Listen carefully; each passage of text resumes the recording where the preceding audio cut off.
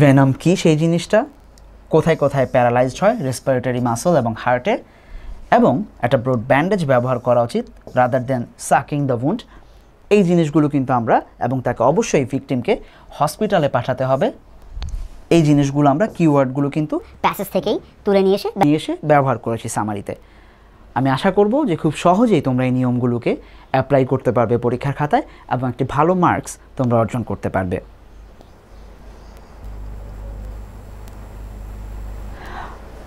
আমরা আরও একটি প্যাসেজ পড়ার চেষ্টা করব এবং সেখান থেকে কিভাবে সামারি বের করে নিয়ে আসা যায় সেই বিষয়টি আমরা যে আগে নিয়ম শিখেছি সেই নিয়মগুলো অ্যাপ্লাই করে প্রয়োগ করার চেষ্টা করব।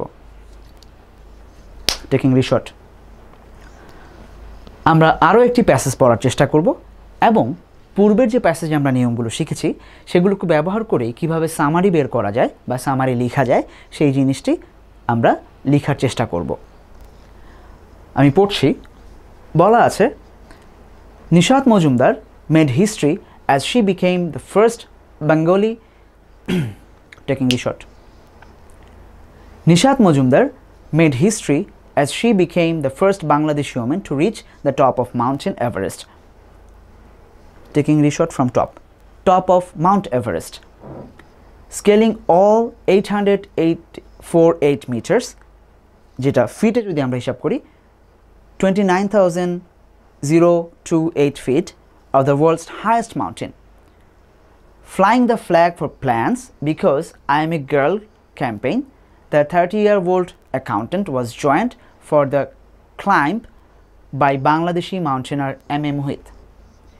Although an experienced mountaineer in her own right, the climb up Everest, taking reshot again, although an experienced mountaineer in her own right, the climb up Everest was Nishat's biggest challenge to date.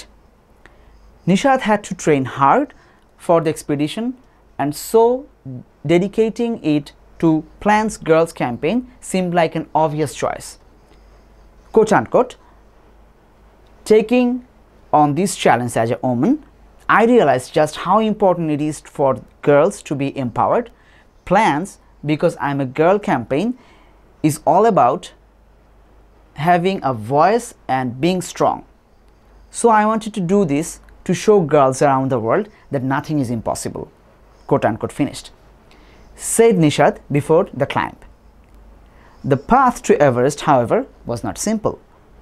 It took Nishat almost 10 years of preparation before she attempted to climb the Everest.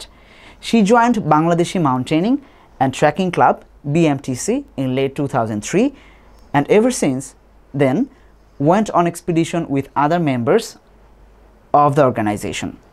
She received official training from in 2007 at the Darjeeling Mountaineering Club in India. She climbed the Shingu Truli of the Himalayas in 2008, following which she took part in a number of expeditions. She also took part in Manaslu Peak expedition in 2011. আমরা যে প্যাসেজটি পড়লাম সেই প্যাসেজটির summary আমরা করব। এখানে নিশাত মজুমদারকে নিয়ে কথা হয়েছিল। আমরা দেখছি নিশাত মজুমদার টেকিং রিশট। আমরা যে প্যাসেজটি পড়লাম আমরা দেখলাম এটি নিশাত মজুমদারকে নিয়ে কথা হয়েছে, যিনি বাংলাদেশের প্রথম মহিলা টেকিং রিশট, যিনি বাংলাদেশের প্রথম নারী মাউন্টেনার, যিনি মাউন্ট এভারেস্টে উঠেছিলেন, যেটি ৮৮৪৮ মিটার উপরে সি লেভেল থেকে, এবং এটি বিশ্বের সর্বোচ্চ পর্বতমালা। এবং তিনি প্ল্যান্সের আই এম গার্ল ক্যাম্পেইনে ছিলেন এবং তিনি তার এভারেস্টে ওঠার সময় এম এ মোহিত, যিনি ছিলেন বাংলাদেশের প্রথম মাউন্ট এভারেস্ট ক্লাইম্বার, তার সাথে জয়েন করেছিলেন। যদিও তিনি তার নিজের যোগ্যতাতেই যথেষ্ট নাম করা একজন মাউন্টেনার ছিলেন, তারপরও এভারেস্ট ওঠাতে তার জন্য একটা বড় চ্যালেঞ্জ ছিল এবং এর জন্য তাকে অনেক প্ল্যান করতে হয়েছে। Taking resort. এর জন্য তাকে অনেক ডেডিকেশন দিয়ে অনেক চ্যালেঞ্জের মাধ্যমে এবং প্র্যাকটিসের মাধ্যমে এই কাজটি করতে হয়েছে।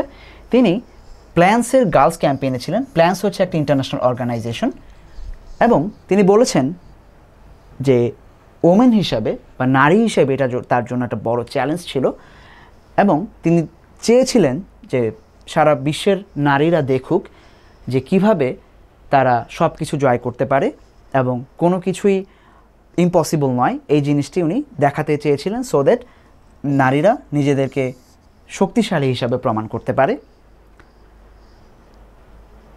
এভারেস্টে যাওয়াটা তার জন্য সহজ ছিল না বলা আছে। এটার জন্য নিশাতকে অলমোস্ট 10 বছরের একটা প্রস্তুতি নিতে হয়েছিল। তিনি বাংলাদেশ বিএমটিসি অর্থাৎ বাংলাদেশ মাউন্টেনিং অ্যান্ড ট্রেকিং ক্লাবের সদস্য ছিলেন। সেখানে উনি অনেকগুলো ট্রেকিং এক্সপিডিশনে যোগ দিয়েছিলেন। অতঃপর 2007 সালে তিনি Darjeeling mountaineering club in India সেখানকার সদস্য হন এবং সেখানে অনেকগুলো এক্সপিডিশনে অংশ নেন। অতঃপর 2008 সালে সিঙ্গুচুলি হিমালয়ের যে একটি পর্বত সেখানে তিনি আরোহণ করেছেন, এবং 2011 সালে মানাসলু পিকে এক্সপিডিশনে অংশ নিয়েছিলেন। অর্থাৎ এই প্রক্রিয়াগুলোর মাধ্যমে উনি কিন্তু নিজেকে শক্তিশালী করেছেন এবং প্রস্তুত করেছেন মাউন্ট এভারেস্টে ক্লাইম্ব করার জন্য।